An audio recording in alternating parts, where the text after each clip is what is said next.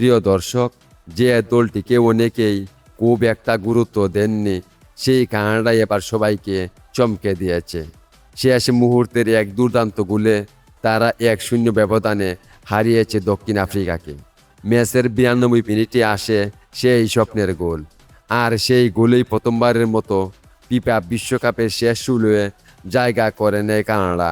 কিভাবে এলো এই ঐতিহাসিক জয়? চলুন জেনে নেওয়া যাক পুরো ম্যাচের গল্প। 2026 ফিফা বিশ্বকাপের রাউন্ড অফ 32-এ মুখোমুখি হয়েছিল দক্ষিণ আফ্রিকা ও কানাডা। লস অ্যাঞ্জেলেস স্টেডিয়ামে অনুষ্ঠিত ছিল ম্যাচটি খুব জমজমাট। দলই আক্রমণ করে খেলছে এবং গোল করার চেষ্টা করছে।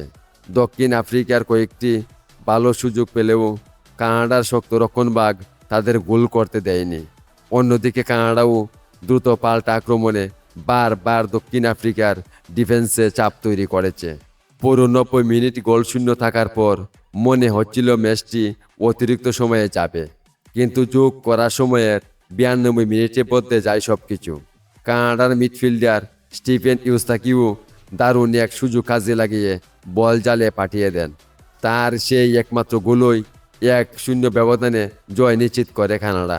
গোল হওয়ার সঙ্গে সঙ্গেই স্টেডিয়ামে শুরু হয় উল্লাস, আর কানাডার খেলোয়াড়রা আনন্দে মেতে উঠেন।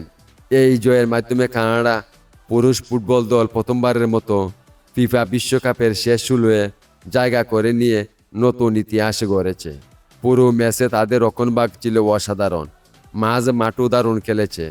অন্যদিকে দক্ষিণ আফ্রিকা ভালো লড়াই করলেও গোল করতে না পারায় টুর্নামেন্ট থেকে বিদায় নিতে হয়েছে। এখন সবার চোখ কানাডার পরবর্তী ম্যাচের দিকে।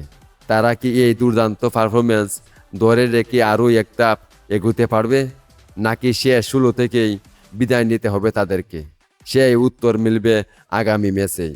তো প্রিয় দর্শক, সবাই ভালো থাকুন, সুস্থ থাকুন। আবার দেখা হবে পরবর্তী কোনো এক ভিডিওতে। ধন্যবাদ সবাইকে।